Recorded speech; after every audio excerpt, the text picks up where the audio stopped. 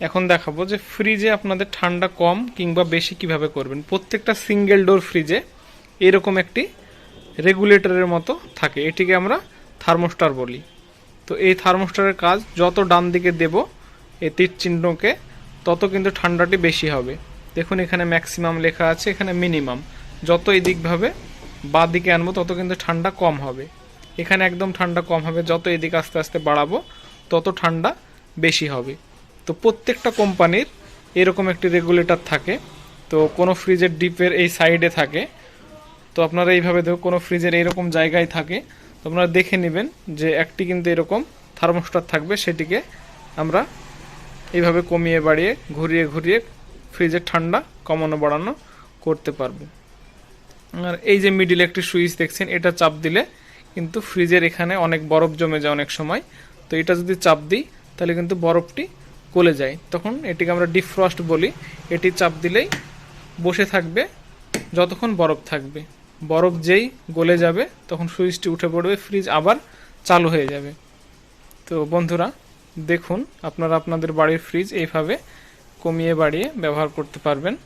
তো এটি গোদরেজ কোম্পানির। আমি অন্য একটি কোম্পানির দেখাই যে ওটাতে কেমন থাকে। এটি যেমন স্যামসাং কোম্পানির দেখুন যে এটি ডিপের পাশে আছে। তো সেম একই রকম, এটারও ডান পাশে যদি ঘোরাই 1 থেকে 6 পর্যন্ত লেখা আছে। এটিকেও যদি ডান পাশে এইভাবে ঘোরাই তাহলে কিন্তু আস্তে আস্তে ঠান্ডাটি বাড়বে। যদি এইখানে দিই, এই তীর চিহ্নটিকে যদি এইখানে দিই তাহলে কিন্তু ফ্রিজটি অফ হয়ে যাবে। এখানে দিলে ফ্রিজটি অন হবে, ঠান্ডা একদম কম। যত এই দিকে যাবে তত আস্তে আস্তে ঠান্ডা বাড়বে। এখানে লেখা আছে দেখুন উইন্টার, মানে এখানে আমরা শীতের সময় দিতে পারি। উইন্টার যেখানে লেখা থাকবে সেখানে শীতের সময় দেব। আর এখানে দেখুন মনসুন লেখা আছে, এটা বর্ষা, এখানে আমরা বর্ষার সময় দেব। আর এখানে দেখুন সামার লেখা আছে, এটা যখন গ্রীষ্মকাল হয় তখন এটা আমরা দেব। তো এইভাবে আমরা আমাদের ফ্রিজের রেগুলেটরকে ব্যবহার করব। আর এই যে মিডিলের সুইচ, এটি দিয়ে আমরা ফ্রিজের বরফকে গলাবো। এটি চাপ দিলে ফ্রিজের বরফটি গলে যাবে। এই ফ্রিজটি এলজির, দেখুন এলজিরও স্যামসাংয়ের মতোই, এখানেও সেম একই রকম। এই যে 1 থেকে 7 পর্যন্ত আছে, ডান দিকে ঘুরবে এটাও, এটারও মিডিলে পুশিং সুইচ। এলজিরও একই রকম হায়ার, এই ফ্রিজটি হায়ারেও দেখুন একই রকম আছে।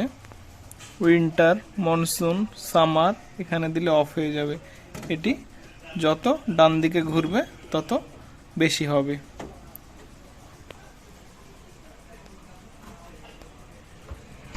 আরেকটা এখানে দেখাচ্ছি, দেখুন do not use sharp object to the remove ice, মানে ধারালো কোনো কিছু দিয়ে এর ভেতরে যে বরফ থাকবে সেগুলোকে তোলা যাবে না। তাহলে এই যে ডিপ দেখছেন এগুলো কিন্তু পাইপ। এই পাইপ যদি কোনো খোঁচা লাগে তাহলে কিন্তু লিক হয়ে যাবে। লিক হলে ভেতরে গ্যাস থাকে, সেই গ্যাসটি বেরিয়ে গেলে কিন্তু ফ্রিজ আর ঠান্ডা হবে না। তো বন্ধুরা অবশ্যই খেয়াল রাখবেন যাতে আপনাদের ফ্রিজের ওই ডিপের এই পাইপগুলো কখনো খোঁচা লেগে নষ্ট না হয়ে যায়।